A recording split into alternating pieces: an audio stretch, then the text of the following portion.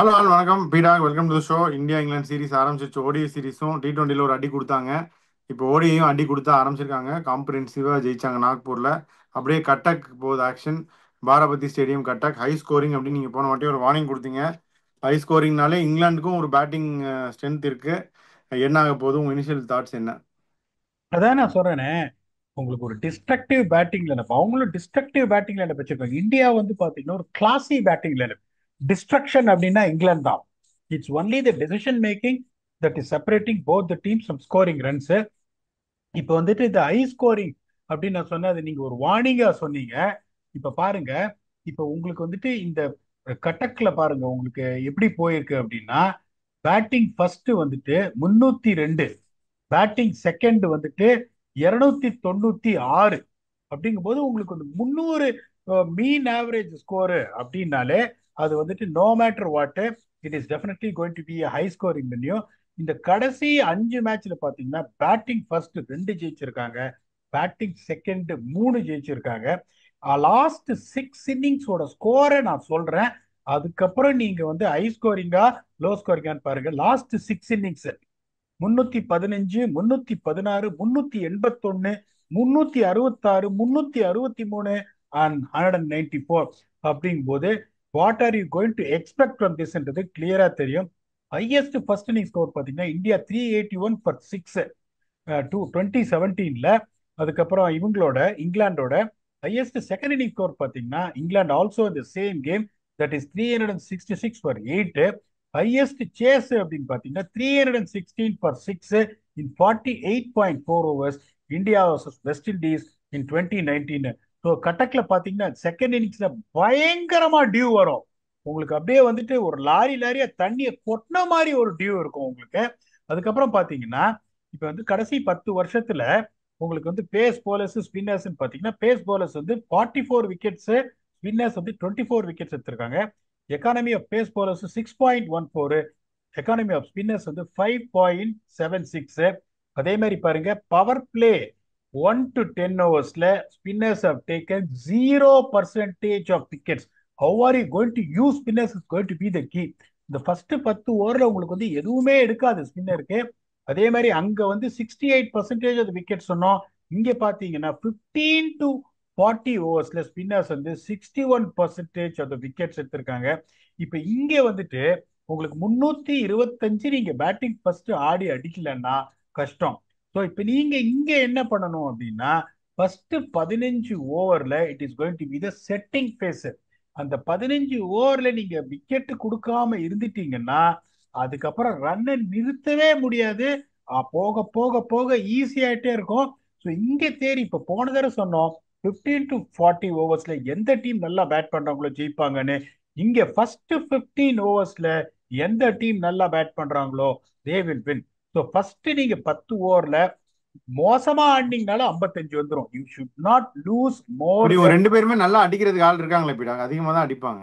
அதாவது அடிக்கிறதுக்கு ஆள் இருக்காங்க. இப்ப நீங்க வந்து ஒருவேளை கோலி வந்துட்டாருன்னா, கில் இன்னைக்கு எடுத்த அப்ரோச் அடிக்க மாட்டாரா? எடுத்தாருன்னா உங்களுக்கு வந்துட்டு அந்த ஃபர்ஸ்ட் 10 ஓவர்ல 55 வர சான்ஸ் இருக்கு. ரோஹித்தை நான் என்ன சொல்லுவேன், ரன் வரமாட்டேங்கும் போது this is ideal chance for him. when you see it's going to get better to bat as the game progresses. இந்த 10 ஓவர் சான்ஸ் இருக்கும். இங்கிலாந்து நீங்க வந்தா அடி தான், ஆட்டாடி பெண்டக்கட்டாடி, அதை பேசி பிரயோஜனமே இல்லை. இங்க எப்படி எடுக்கணும்னா 10 ஓவர்ல உங்களுக்கு வந்துட்டு அது 55 for 1 வந்துடணும். அதுக்கப்புறம் வந்துட்டு இந்த 11 to 25லயும் கொஞ்சம் பார்த்தாடி 80 for 1 அது வந்துட்டீங்கன்னா 25 ஓவர்ல 135 for 2 அந்த மாதிரி ஒரு பொசிஷன் கொண்டோம். அதுக்கப்புறம் 26 to 40ல இருந்து ஆக்சிலரேஷன் வந்துடணும். அதுல ஒரு 90 to 100 ரன்ஸ். இப்ப அந்த சுச்சுவேஷன்ல ஒரு 2 விக்கெட் போனாலும் பரவாயில்ல, அதுக்கு வந்துட்டீங்கன்னா ஒரு 230, 225 வந்துருவீங்க 40 ஓவர்ல. கடைசி 10 ஓவர் 100 ரன் நீங்க நிறுத்தவே முடியாது. Tax you to score between 325 to 335. 335 வந்து அவங்க திருப்பி அடிக்கிறாங்க அப்படின்னா you have to give credit to whoever chases. So this is what exactly is going to be theory in Cuttack, which is going to be high scoring. இப்ப நம்ம India வந்து playing 11 அப்படின்னு பாத்தீங்கன்னா ஒன்னே ஒன்று தான். கோலி ஃபிட் ஆனா Jaiswal has to sacrifice his place to Kohli and Gill has to go on top of the order. Rana என்ன பண்ணுவான்னு பார்த்தாங்க, பியூட்டிஃபுல்லா போட்டாரு, விக்கெட் எடுத்தாரு. Are they going to give Rana another chance, or they going to rest Shami and get Harshdeep Singh அது தெரியல. ஆனா கண்டிப்பா ஹர்ஷதீப் சிங் வரப்போறாரு. அது ஷமிக்கா இல்ல ராணாக்கா பதில தெரியல. கேஎல் ராகுல் வந்து கடைசியில வந்து விக்கெட் கொடுக்குறாரு, அதனால அவருக்கு இன்னொரு சான்ஸ் கொடுப்பாங்க. பண்ட் வெளியே தான் இருப்பாரு. வாஷிங்டன் சுந்தர் அன்பார்ச்சுனேட்டா உள்ள வர சான்ஸ் இல்ல. Axar excel with bat and ball. Jadeja brilliant with the ball with whatever chances is got. Kuldeep வந்துட்டு நல்லா போட்டாரு விக்கெட் உள்ளன்றதுனால இந்தியாவோட பிளேயிங் லெவன் சேஞ்ச் ஆகாது. இப்ப இவங்க பாத்தீங்கன்னா are they going to keep Saqib Mahmood or they going to bring in Gus Atkinson. அது ஒன்னே ஒண்ணுதான் வந்துட்டு எங்களுக்கு இதுவா இருக்குமே ஒழிய வேற எதுவும் இவங்க எதுவும் சேஞ்ச் பண்ற மாதிரி எனக்கு வந்து பெருசா தெரியல. That is what they will try and do என்ன பொறுத்த வரைக்கும்.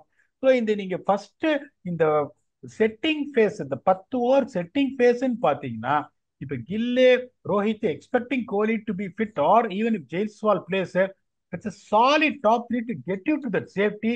Considering the high risk cricket these guys are going to play, expect ரூட்டுங்கும் போது அந்த எட்ஜ் இந்தியாவுக்கு இருக்கு. அதுக்கப்புறம் இந்த 26-40 அப்படிங்கும் போது India has also got lot of fire power. Shreyas Iyer, KL ராகுல், ஹர்திக் பாண்டியா, அக்ஷர் பட்டேல், ஜடேஜான்றது ஒரு மிகப்பெரிய ஸ்ட்ரென்த். இப்ப இவங்களுக்கு பாத்தீங்கன்னா ப்ரூக் வந்துட்டு ஒரு இன்டிஃபரண்ட் ஃபார்ம்ல இருக்காரு.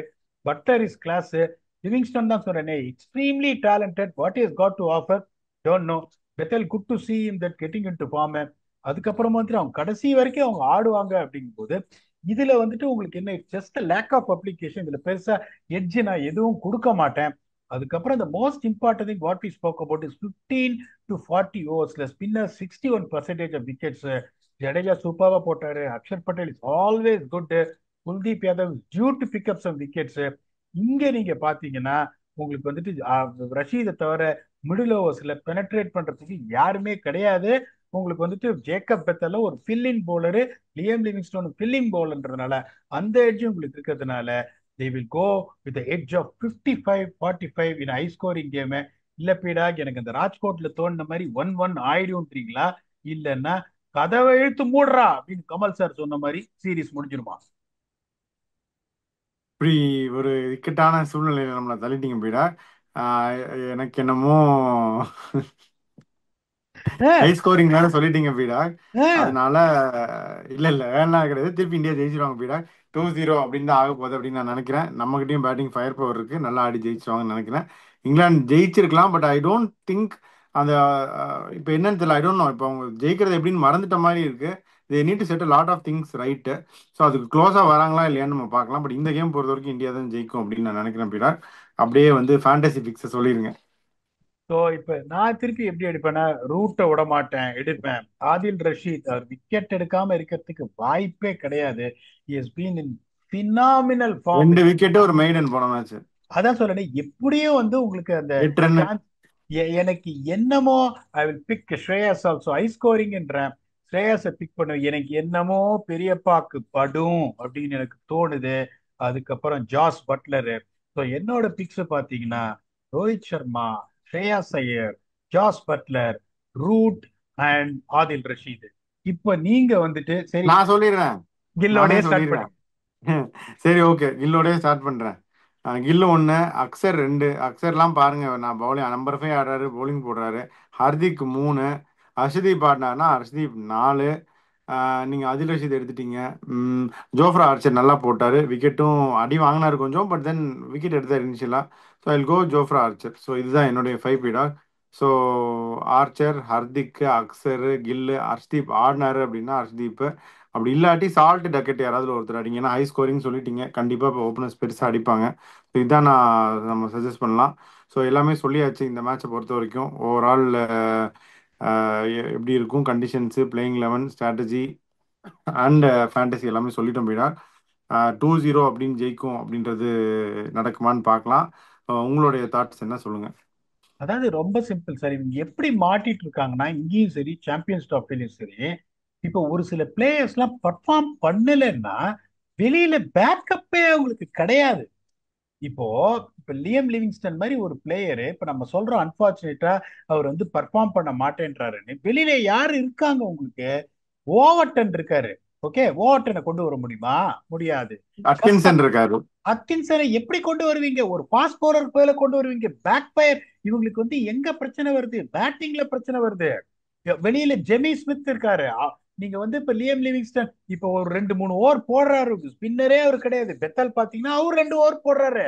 சோ இப்ப இவங்க எல்லாம் ஃபெயில் ஆனாலே வர்றவங்க எல்லாம் பவுலிங் கொடுக்குறாங்க பீடா. வேற வழி சார், அதுதான் இப்ப மாட்டின்னு இருக்காங்க இவங்க. இப்ப இவங்க என்ன சொல்லுவாங்க, என்ன பொறுத்த வரைக்கும் they put a below par score in Nagpur and the bowlers came back well to pick up 6 wickets போது நீங்க 240 அடிச்சுட்டு don't put the blame on the bowlers, you don't have enough runs to defend bottom line அப்படிங்கும் போது இவங்க batting வந்து இந்த மாதிரி ஆடுறாங்க அப்படிங்கும்போது ப்ரூக் வந்துட்டு ப்ரூக்குலாம் நீங்க என்ன சொல்லுங்க, is establish player, is going to finish up with hell lot of runs once he you know decides to announce his retirement is going to be the mainstay. ஆனா நீங்க என்ன சொன்னீங்க, யோ கொஞ்சம் ரெஸ்பான்சிபிளா ஆடியா அப்படின்னு சொல்லணும். இப்ப லிவிங்ஸ்டன்லாம் பாத்தீங்கன்னா, நான் திருப்பி திருப்பி சொல்றேன், மேக்ஸ்வெல் லிவிங்ஸ்டன் ஒரு சில பிளேயர்லாம் ஸ்கில்ல பத்தி நீங்க எதுவுமே சொல்லாதீங்க. எனக்கு என்னன்னா, find a way to be consistent no matter what is your approach. இல்ல நான் எல்லா பாலும் அடிப்பேன், எல்லா மேட்சும் அடிப்பேன், still I can be consistent, if you can do that no one is going to complaint. அது உங்களுக்கு இல்ல அப்படின்னா you have to find a way. உங்களுக்கு வெளியில யாருமே இல்ல. யோசிச்சு பாருங்க, இப்ப இந்தியா டூர் வந்திருக்காங்க, they got a hammering 4-1 in T20s. இப்ப நான் எட்ஜ் கொடுத்துருக்கேன், நீங்களும் அதை ஓகேன்ட்டீங்க. இது 2-0 ஆயிடுச்சு அப்படின்னா இப்ப தேர்ட் மேட்ச் உங்களுக்கு வெளில பெஞ்ச் ஸ்ட்ரென்த் டெஸ்ட் பண்றதுக்கு யார் இருக்காங்க? ஜெமி ஸ்மித் இருக்காரு. Jamie Smith champions of PCA starter? No. Overton இருக்காரு, is is going to be a starter? No. இப்ப இந்த மாதிரி உங்களுக்கு வெளியில இருக்கிறவங்க வந்து ஸ்டார்டரே இல்ல, ஆடியும் பிரயோஜனம் கிடையாது. You last T20 series, last ODI series, what is the way forward for you? Zero. அதனால வந்துட்டு they have to find their way, they have to refine their approach. அந்த அப்ரோச் அவங்க ரிஃபைன் பண்ணலன்னா இந்த நெகட்டிவிட்டி சாம்பியன்ஸ் டாபிக்கும் அன்பார்ச்சுனேட்டா அவங்களுக்கு continue ஆகும். Okay. So இதுபடி தான் நடக்குமா அப்படின்னு நம்ம பொறுத்திருந்து தான் பார்க்கணும் பீடா. சாம்பியன்ஸ் ட்ராஃபி வந்து வந்துகிட்டே இருக்கு. நிறைய இன்ஜுரிஸ் வேற இருக்கு பீடா. அதை பத்தி நம்ம ஒரு அப்டேட்டட் வீடியோவும் நம்ம போடலாம் கம்மிங் டேஸ்ல. ஏன்னா ஆஸ்திரேலியன் டீம்லாம் பார்த்தீங்கன்னா 4 பேரை மாத்துறாங்க. Cummins out, Hazlewood out, Marsh out, Stoinis வேற ரிட்டையர்மெண்ட் அனௌன்ஸ் பண்ணியிருக்காரு. ஸோ 4 ரீப்ளேஸ்மெண்ட் அவங்க பண்ற மாதிரி இருக்கு. ஷான் அபாட்ன்றாங்க, ஒகானலி சொல்றாங்க, நிறைய பேர் சொல்றாங்க, ஸ்பென்சர் ஜான்சன் சொல்றாங்க. ஸோ இதெல்லாம் பத்தி கூட நம்ம டிஸ்கஸ் பண்ணும் பீடா. இப்போ இந்த ஆஸ்திரேலியன் டீமை பத்தி ஒரு ஃபியூ வேர்ட் சொல்லிருங்க. இருந்தாலும் ஒரு அப்டேட்டட் வீடியோ நம்ம போட்டாகணும் சாம்பியன்ஸ் ட்ராஃபி. அதான் சொல்லுங்க உங்களுக்கு. இப்போ ஒரு பாசிட்டிவ் திங் என்னன்னா, Nathan Ellis will straight away get in the place of Josh Hazlewood. Okay, அந்த பிக்சர்ஸ்ல ஒரு லைக் டு லைக் ரீப்ளேஸ்மெண்ட் அப்படி நீங்க சொல்லலாம். மார்க்கஸ் ஸ்டாயினிஸ் ரிட்டையர்மெண்ட் அனௌன்ஸ் பண்றாருன்னா after being getting in to what do you say the squad, they should have always spoke to him and delayed the retirement. ஏன்னா இப்போ எந்த கிரிக்கெட்டும் கிடையாது, சாம்பியன்ஸ் ட்ராஃபி ஆடும்போது எந்த லீக் எதுவுமே கிடையாது. அங்க என்ன நடந்ததுன்னு எனக்கு தெரியல. Australian cricket board sir, okay, we understand where are you coming from, we respect your decision, but finish the champions trophy and then go. அங்க என்ன பிரச்சனை வந்திருக்கே தெரியாது. அவர் இல்லைன்னா அவருக்கு like to like replacement Aaron Hardie இருக்காரு. ஸோ அதை பத்தி உங்களுக்கு எந்த பிரச்சனையும் கிடையாது. இப்ப மிச் மார்ச் ஆடலைன்னா Marnus Labuschagne will be definitely slotted into number 3. அதுலயும் அவங்களுக்கு எந்த பிரச்சனையும் கிடையாது. ஒரே ப்ராப்ளம் என்னன்னா, இப்ப நீங்க வந்துட்டு இப்ப கம்மின்ஸுக்கு பதில் replacement Sean Abbott is very good, but is equal to Cummins? No. Spencer Johnson அடுத்த பேர் அடிபடுது. Can he create the same amount of dent Cummins can create with the ball and also contribution to the bat? No. அப்படிங்கும்போது Australia டீமும் ஒரு பெரிய தள்ளாட்டத்துக்கு வந்துடும் அப்படின்னு சொல்றேன். ஏன்னா உங்களுக்கு மார்னஸ் லெபுஷேன் பாத்தீங்கன்னா அன்பார்ச்சுனேட்லி அவரும் பெருசா ஃபார்ம்ல இல்ல. மேத்யூ ஷாட் இப்பதான் ஆட போறாரு. டிராவிஸ் எடுத்த உடனே டப்பு டிப்பில் அடிக்க போறாரு. there's a good chance that they might also be 56 for 3 in 11 overs. That's all be left to Steve Smith. ஏன்னா கிளென் மேக்ஸ்வெலும் ஒரே கியர்ல தான் ஆடுவாரு. அதுக்கப்புறம் ஆரோன் ஆடி பாத்தீங்கன்னா அவரும் புதுசா 50 ஓவர் இது ஆட போறாரு போது Australia will be in massive trouble. Mitchell Starc strike பண்ணல நியூ பால்ல. அதுக்கப்புறம் ஆடம் ஜாம்பா மட்டும்தான். ஜாம்பா பார்த்து நீங்க ஆடிட்டீங்கன்னா Australia will also struggle equally as much as we are talking about England. இப்போ பழைய ஆஸ்திரேலியன் டீம் நான் சொன்னோம், இந்த மாதிரி ஹேசல்வுட், ஸ்டார்க்கு, அதுக்கப்புறம் கம்மின்ஸ் 3 பேர் இருக்காங்க. ஜாம்பானா the bowling looks really really threatening. அதுக்கப்புறம் no matter what Marcus Stoinis is a destructive player. Aaron Hardie is good, can he fill the boot? தெரியாது. அப்படிங்கும்போது Australia will also be in trouble. பார்ப்போம் what is going to be the concrete replacement they are going to come up with for March, Stoinis, அதுக்கப்புறம் ஜோஷ் Hazlewood and Pat Cummins. Once we get an info, we'll come back for that. This is what we have got for the preview for the second ODI between India and England to be played in a very high scoring venue Baramati Stadium, Cuttack. Until we come back and then entertain you for the review for the second ODI between India and England with your very own Octopus. Thanks a lot and bye bye.